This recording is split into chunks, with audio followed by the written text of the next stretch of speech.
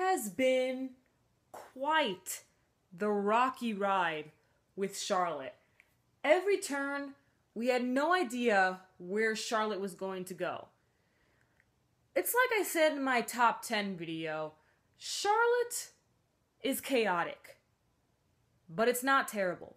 You see, it switches directions a lot, because at first, we thought it was a slice of life comedy.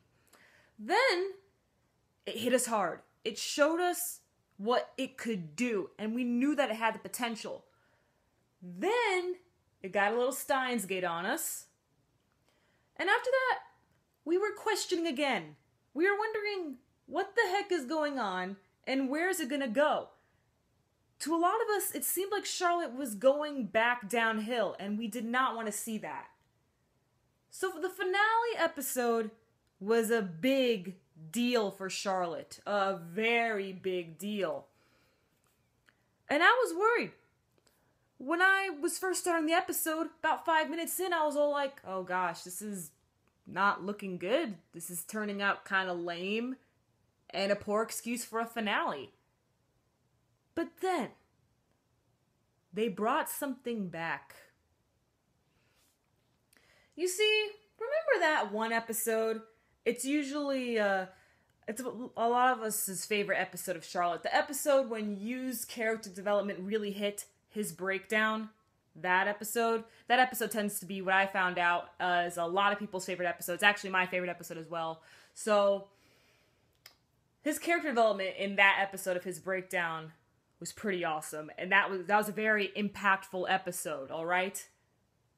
Well, they kind of brought some of that back within this episode that made me go, this finale is looking pretty dang good. And that was when Yu started to lose his sanity. That was really good. I'm not gonna lie, I ate that up, because you all know I am a huge psychological lover, and sure, this is not a psychological anime at all, but when someone breaks down into madness, oh, I get so happy. That's just the kind of stuff I like, man. That's what I like, alright? So, he started going on a crazy run, man. He started forgetting what he was doing in the first place. Then he was all like, I'm an omnipotent god. Why don't I just rule the world? Yeah, why don't I just rule the world? Oh, that was great.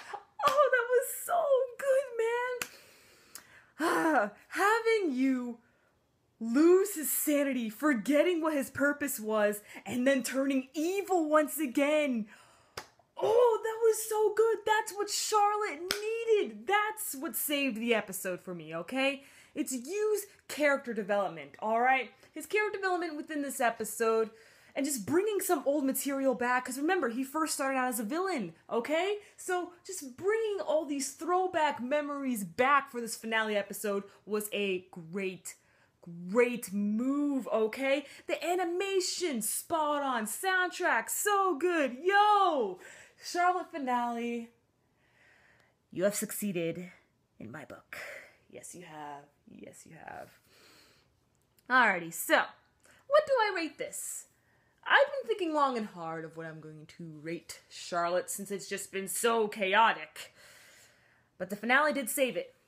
It did save it, alright? Otherwise, if the finale was bad, then that whole episode 6 and episode 7, aka the Yangiri episode and the character development episode would have been, like, wasted. That would have been wasted, and I would have hated that. But nope, since the finale was good, I think I gotta give it...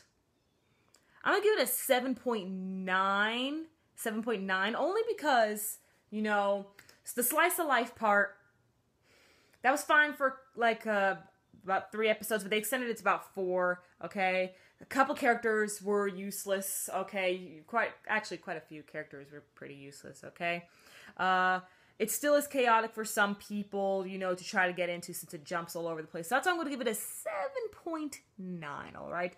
But like I said, animation, great. Character development, ooh, so good. And that soundtrack, beast, alright? Now, I want to mention something, okay?